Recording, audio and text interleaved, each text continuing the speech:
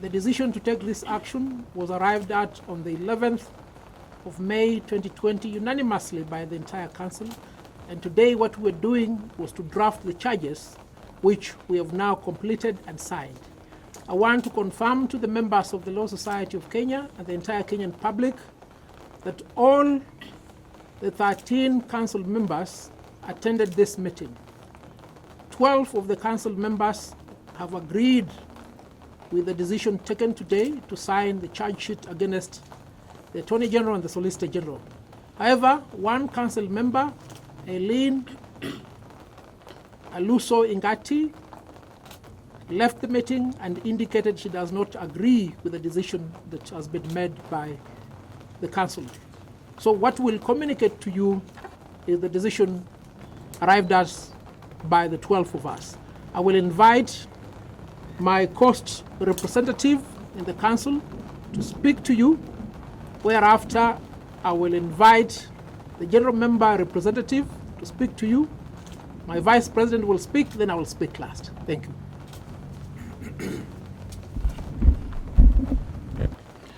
Wakenya wenzangu na mawakili wenzangu, na raha sana leo kusimama mbele zenu kuambia kilichojiri leo kama kamati ya mawakili nchini. Tulisimama sote kidete, tukaamua kwa kauli moja kwamba tunataka kuwaondoa mwanasheria mkuu na msaidizi wake ambao ni Bwana Kihara na Kennedy Ogeto kama wanachama wa chama cha mawakili. Na sababu hiyo ni sababu ya rahisi sana. Hawajasimama na amri ya sheria inavyopasa. Tuliwapa kazi fulani wafanye kama mawakili, hawajatimiza. Kwa hiyo sote tukaamua kwa kauli moja, si uamuzi wa mtu mmoja, ni uamuzi wa wanasheria wote na viongozi wao kama mnavyoona leo, na ambao waliungana na mkutano wetu leo kupitia kompyuta. Tunasema kwamba hatutatingizika, hatutaogopa na wala hatutadekezwa na mtu yote kufuata kauli tofauti kuliko ambao tunayo. Kwa hiyo tumeamua kimoja kwamba tunawatoa kama wanachama wa chama chetu cha mawakili. Asanteni sana. Good afternoon, ladies and gentlemen. Today, lawyers in the Republic of Kenya have taken great exception to the conduct of the executive in this country.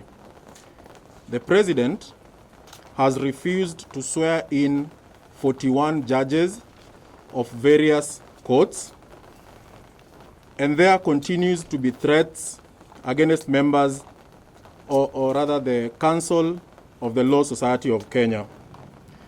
Today we have, through a notice of motion, pressed charges against the Attorney General and secondly against the Solicitor General of the Republic of Kenya.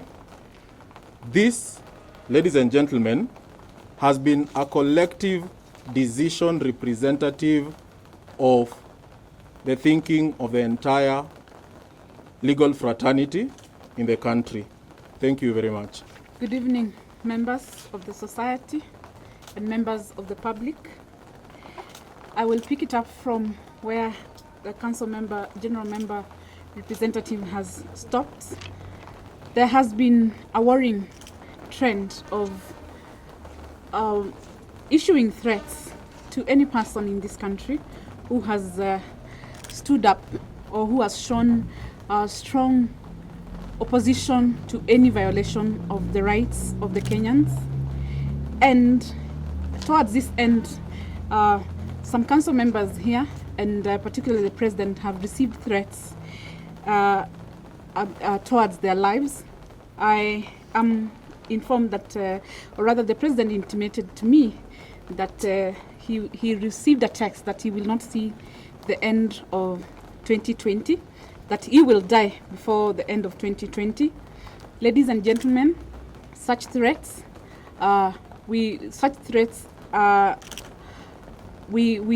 against such threats. We will not allow that, and such actions will be opposed and condemned in the strongest terms possible.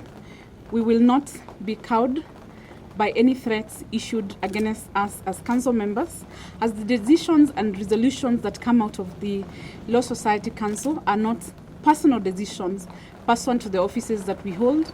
Those are decisions of the membership of the Law Society, and we will, as a council, stand united to fight and uphold the rule of law and the oath of office that we took, that we will fight and help the public and the government in upholding the Constitution, advancement of the rule of law, and administration of justice in this country. So we condemn such threats, and we tell members that any decision that comes out of the Law Society, it's not the personal decision of the president of the Law Society who has appended signature on the letters that go around.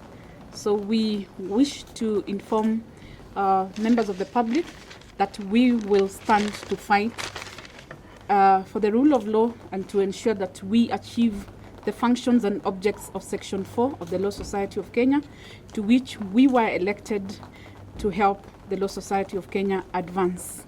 Thank you. Our responsibility as the Law Society of Kenya is not limited to the 17,000 advocates of the High Court of Kenya. It is a responsibility that transcends that number.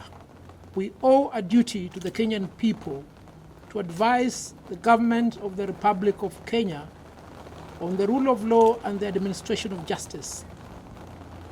The relationship between the judiciary and the executive has continued to deteriorate. And who suffers as a result of the deterioration of this relationship? It is not President Uhuru Kenyatta. It is not Chief Justice David Maraga. It is you and I, Kenyans. How do we suffer? We suffer because insofar as this stalemate continues, for as long as 41 judges are not sworn in, we have limited access to justice. We have backlog. And this is a situation that we as the Law Society of Kenya considers very untenable. Yesterday, the budget was read. A very small amount of money was allocated to the judiciary. Yet, other arms of government, other departments, though important, but which do not render the same degree of services as is rendered by the judiciary, were allocated a larger amount of the public coffers money. What does this speak to? It speaks to a determined effort by the executive to ensure that the judiciary is not able to function optimally. We condemn this action in the strongest words possible and implore the legislature to perform its role of oversighting the executive and then ensure that sufficient funds are allocated to the judiciary. This morning, we all woke up to many billboards erected throughout Nairobi. These billboards castigated, attacked, and vilified the Chief Justice of the Republic of Kenya, as well as several judges. Now, friends, tell me, who put up those billboards? We are all aware that there is a curfew. Who operates at night when there is a curfew? Is it a common mwananchi? We need to interrogate exactly who is behind this calculated scheme to undermine the independence of the judiciary, and in particular, to vilify the Chief Justice and judges that work very hard to ensure that the wheels of justice move without hindrance. I have seen the statement written on behalf of the judiciary insofar as this matter is concerned. As the Law Society, we must also weigh in.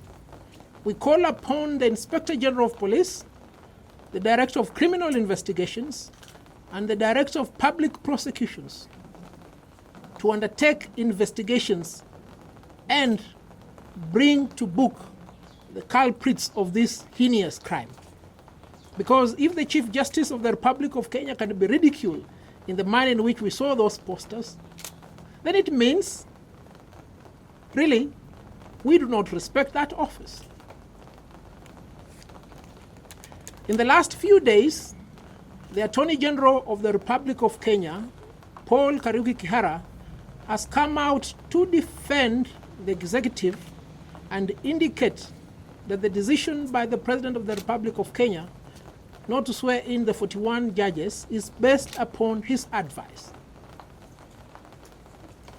Now, the Attorney General is a member of the Law Society of Kenya. We have therefore, in an effort to ensure that this violation of the Constitution does not continue, taken the decision to commence proceedings to remove the Attorney General and the Solicitor General from the register of members of the Law Society. The notice of motion to that effect has been signed by the 12 council members present. It will be forwarded to the Attorney General and the Solicitor General. They have been given 7 days within which to deliver their response to the charges raised therein.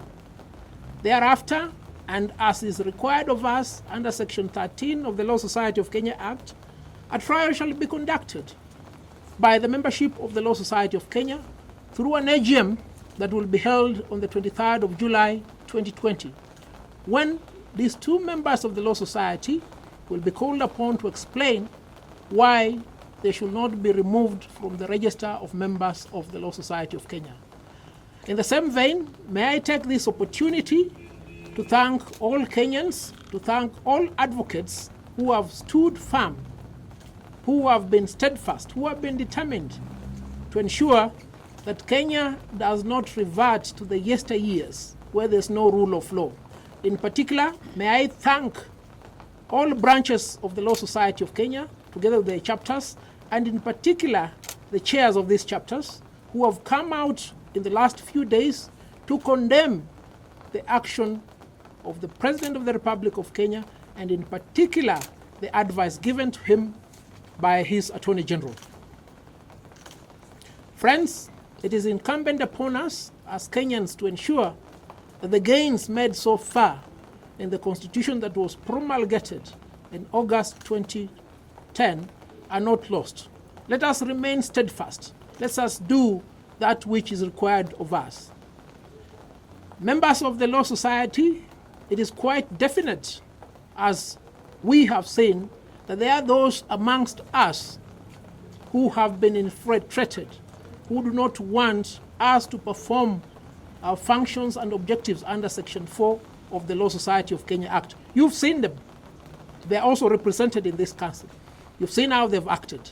Friends, the Law Society of Kenya requires united effort for us to take this country forward. May I implore upon all of you to unite. Let us have positive criticism, but let us not have sabotage, because we will resist any sabotage in the performance of the work you've given us to do in the next 2 years. Thank you so much. God bless you. God bless the Law Society of Kenya. God bless Kenya. Thank you.